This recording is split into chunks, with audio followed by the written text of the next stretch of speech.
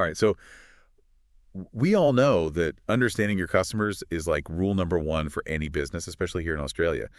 But how do we go beyond the surface level? How do we really unlock those deeper customer insights to drive real success? And that's what we're diving into today with Yeah. this blog post from Now Technology Systems. They're Aussie experts in web design marketing and all things WordPress. Oh, yeah, they really know their stuff. They do. So this deep dive, it's like getting our hands on a secret decoder ring for the Australian market. You know what I mean? Absolutely. And they make a really good point about how diverse the Australian market is. You can't just use like a one-size-fits-all approach. You need to be specific. Exactly. You can't just throw out a generic message and expect it to resonate with everyone. Right. It's like imagine you're selling those fancy high-tech coffee machines. Ooh, yeah, the ones with all the bells and whistles. Exactly. You wouldn't market those the same way to a busy young professional in Sydney as you would to a retired couple in Adelaide, would you? Definitely not. Those are totally different worlds. Right. So how do you even begin to untangle all those different customer groups? Well, the blog post breaks it down into 3 key steps to define your target audience. Okay, let's hear it. It's segmenting the market, creating customer personas, and analyzing your competition. Okay, so let's start with segmentation. What's that all about? Imagine you have a giant box of Legos all mixed up. Oh, I know that feeling. Right. Wow. It's overwhelming. Before you start building anything, you've got to sort those Legos by color or size.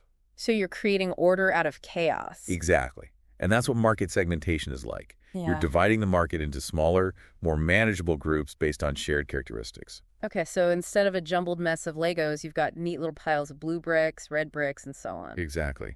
And those colors could be anything demographics like age, location, or even lifestyle choices, interests, values. It's all about finding those meaningful segments that'll respond in a similar way to your marketing efforts. Right, because you're not talking to a generic mass audience. You're talking to specific groups of people with their own unique needs and desires. Got it. So once we've got our Legos sorted, what's next? Well, then we get to create customer personas. Customer personas. Okay, I've heard that term before, but what are those exactly? You know how some businesses just seem to know you so well? Yeah. It's like they're reading your mind. Yeah, it's kind of creepy sometimes. Like, how did they know I was looking for that? Well, that's often powered by customer personas. It's like creating a mini biography for your ideal customer within each segment. Okay, I'm intrigued. Tell me more. So you give them a name, a job, a family hobbies, even a favorite footy team. So you're painting a really detailed picture of this person. Exactly. And the more detailed you make those personas, the easier it is to step into their shoes and understand what makes them tick. So you're not just guessing. Yeah. You're basing your decisions on a deep understanding of your target audience. Exactly. And that can be incredibly helpful when you're designing marketing campaigns or even developing new products. It's like having a secret weapon. It kind of is. So hold on. We've talked about understanding our customers, but what about the competition? Oh, right. The blog post stresses the importance of analyzing your competition, especially in Australia's competitive digital landscape. You need to understand their online strategies, their social media and content marketing. It's like scouting the opposing team before a big game. Exactly. You want to know their strengths, their weaknesses, and any opportunities they might be missing. So you can learn from what they're doing well and find those gaps in the market that you can capitalize on. Right. Because at the end of the day, you want to stand out from the crowd. Okay, so we've segmented the market, we've created these detailed customer personas, and we've got the lowdown on the competition. What's next? Well, now comes the fun part, actually connecting with those ideal customers. All right, let's talk about that. And this is where the blog post really dives into the human element of marketing. Okay, I like where this is going. It's not just about shouting your message from the rooftops. No, definitely not. It's about creating a genuine connection and providing value to your audience. Building relationships. Exactly. And they highlight 3 key strategies: engagement, delivering value, and personalized communication. Okay, let's break those down. What do they mean by engagement? Think of it like a conversation, not a lecture. You're using social media newsletters or even community events to create a two-way dialogue with your audience. So you're not just talking at them, you're engaging with them. Exactly. You're encouraging feedback, participating in discussions, and making them feel like they're part of a community. I can see how that would build trust and loyalty. Absolutely. Hmm. So what about delivering value? What does that look like? Okay, so it's not just about promoting your product or service. It's about providing content that's actually helpful, informative, or entertaining. Exactly. Think blog posts, videos, how-to guides, things that genuinely help your audience. You're positioning yourself as a trusted resource. Right. Because you're giving them something valuable, even if it's not directly tied to a sale. It's like that saying, give a man a fish and you feed him for a day. Teach a man to fish and you feed him for a lifetime. Exactly. It's about building those long-term relationships. Okay, but everyone's vying for attention these days, especially online. How do we make sure our message actually gets heard? That's where personalized communication comes in. This is where those customer personas really come into play, right? You got it.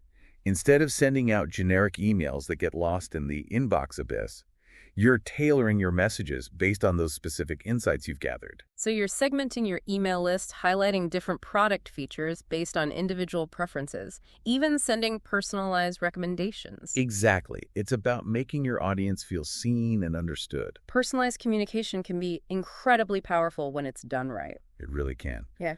But I'm curious about something. In today's digital world, what role does technology play in all of this? Can it actually help us understand our customers even better? Absolutely. In fact, the blog post is packed with practical tips on leveraging technology for better insights. And that's what we'll dive into next. All right, so we've laid the groundwork for understanding our target audience. Now let's get into the tech side of things. The blog post from Now Technology Systems, they highlight 3 key tools: Okay. analytics surveys and CRM software. Those are the big ones for sure. Let's start with analytics. I know it can sound a bit intimidating for some people, but how can analytics help us understand our customers better? Analytics tools like Google Analytics. It's like having a backstage pass to your website. I like that analogy. You get to see how people are interacting with your content. What are they clicking on? How long are they staying on each page? Where are they dropping off? It's amazing how much information is out there just waiting to be discovered. It is. And the key is turning that raw data into actionable insights. Right. So it's not just about collecting data. It's about understanding what it means and how you can use it. Exactly. Imagine you're running an online bookstore. Okay. And you notice that people who visit your cookbooks page, they're spending a lot of time browsing, but very few are actually adding items to their cart. Interesting. So what's going on there? That's a signal that something might be off. Maybe the checkout process is too complicated, or the shipping costs are too high. So the data is giving you clues. Exactly. Analytics can help you pinpoint those friction points in the customer journey.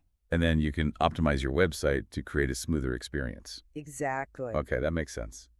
So we've talked about analytics. What about getting direct feedback from our customers? That's where surveys and feedback forms come in, right? Absolutely. Surveys and feedback forms are like having a direct line to your customers' thoughts and feelings. It's like asking them, what do you think? Exactly. You can ask targeted questions and get specific feedback on anything from their satisfaction with your products to their overall experience with your brand. I could see how this kind of direct feedback would be incredibly valuable. It is, especially when you're thinking about making changes or improvements based on what your customers actually want. Right, you're not just guessing. You're getting insights from the source. Let's say you're a fashion retailer and you're thinking about introducing a new line of sustainable clothing. Before you invest a ton of time and resources, wouldn't it be smart to gauge your customers' interest first? Yeah, definitely. Get their input on styles, materials, price points. Exactly. You're getting those valuable insights from the people who matter most, your customers. Makes sense. Huh. Okay, so we've covered analytics and surveys. What about CRM software? What's that all about? CRM, or customer relationship management systems, they're all about managing those valuable customer relationships. So it's more than just a contact list. It's way more than that. Think of it as a central hub for all your customer interactions. A digital Rolodex on steroids. Okay, I'm starting to get the picture. So it's about tracking the entire customer journey. Exactly. You can see when a customer first visited your website, what products they've browsed, what they've purchased, any support tickets they've submitted. It's all there. That's a goldmine of information. It is, and it allows you to personalize your interactions in a way that builds loyalty and makes customers feel valued. Can you give me an example? Sure.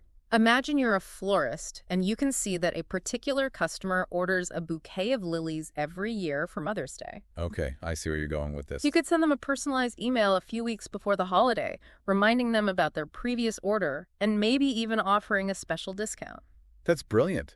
It feels like you're going beyond just selling and actually building a relationship. Exactly, and that's what CRM is all about. It feels like a never-ending race trying to keep up with all the latest trends and technologies. It can be, but the blog post offers some good advice on how to stay agile. Okay, I'm listening. They recommend 3 main strategies: Let's hear them. regular market research, creating feedback loops, and a mindset of testing and iterating. Okay, those sound familiar. Let's start with market research. What exactly do they mean by that? Think of it like surfing. You wouldn't just paddle out without checking the conditions first, would you? No way I'd want to know what I'm getting myself into. Exactly. And market research is all about understanding the currents of your industry. So staying up to date on the latest trends, reading industry reports, and keeping an eye on what the competition is doing. Exactly. You want to anticipate what's coming next so you can adapt your strategies accordingly. Makes sense. Ah! Okay, so we've checked the surf report now. What about these feedback loops? We talked about surveys earlier, but this feels different. This is about creating an ongoing conversation with your customers. So it's not just a one-time thing. It's about consistently seeking feedback. Exactly. Make it easy for your customers to share their thoughts, whether it's through online reviews, social media, or even a simple suggestion box in your store.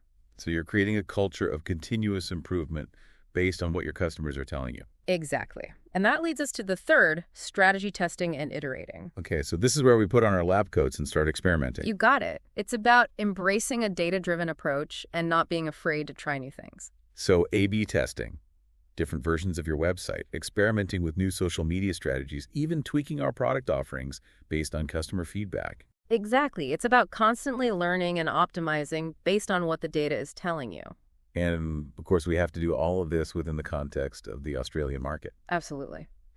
Which means we can't forget about compliance. Right. We're talking about respecting regulations, especially when it comes to privacy laws. How do we make sure we're using customer data ethically and responsibly? Transparency is key. Be upfront about your data collection practices, give customers control over their data, and only use it for the purposes they've consented to. So it's not just about ticking boxes. It's about building trust. Exactly. And in this digital age, trust is more valuable than ever. This has been such an insightful deep dive. We've covered a lot of ground today. We have from defining our target audience to leveraging technology and ensuring ethical data use. We've given you the tools and strategies, but now it's your turn to put them into action. What's one small change you can make today based on what we've discussed? Maybe it's tweaking your website or adding a feedback form to your checkout process. Even small changes can make a big impact. So start small, experiment, and keep learning.